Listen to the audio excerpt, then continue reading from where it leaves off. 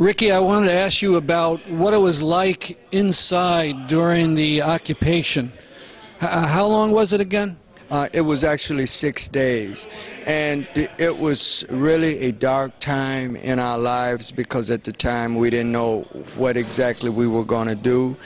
And it wasn't just 260 employees that had been put out, but it was 260 families that was actually destroyed by that action.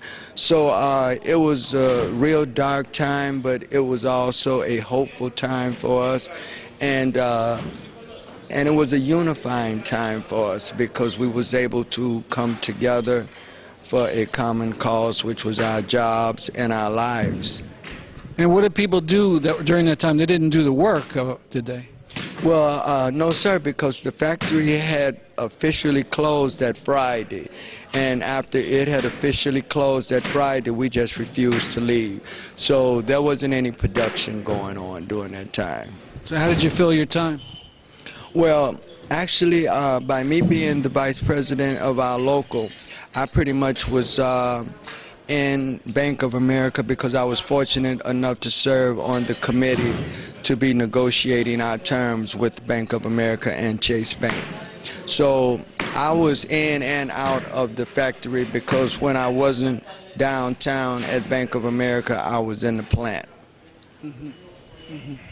And were there threats? I mean, did they tell you this is illegal and they were going to get policed? Did that come into it? Well, actually, the first day of our occupation, a news reporter had asked me, he said, well, how do you feel? Don't you realize that this is illegal and that you guys are essentially holding someone else's property hostage? And as I explained to him then, I pointed to the sign that said Republic Window and Doors, and I told him, I said, do you see these men and women, the workers? We are the windows and the doors. Without us, it would just be Republic. We are the windows and the doors, so no, we don't feel that we're holding someone else's property hostage.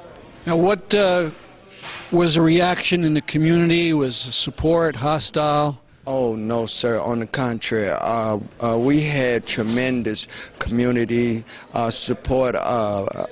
People were bringing by pillows and blankets and food and coffee, and all of the religious people and organizations were bringing gifts and monies, and it was just tremendous. I mean, we had gotten support from all over the country. People were there from China, from England, from all over. Were people picketing outside the factory too? Our workers and the people supporting us, yes, sir. All right, and so in the end, when you got the news of Bank of America being willing to put out that money, how did people feel? Well, we felt a strong sense of victory, you know, which that was the only reason why that we was fighting, was because that we had been done a tremendous injustice. And so by us winning, and we was also able to have Christmas, you know, because all of this happened a few weeks before Christmas. So we was able to get everything accomplished in 6 days, and we all had a Christmas. So that was very beautiful for our families.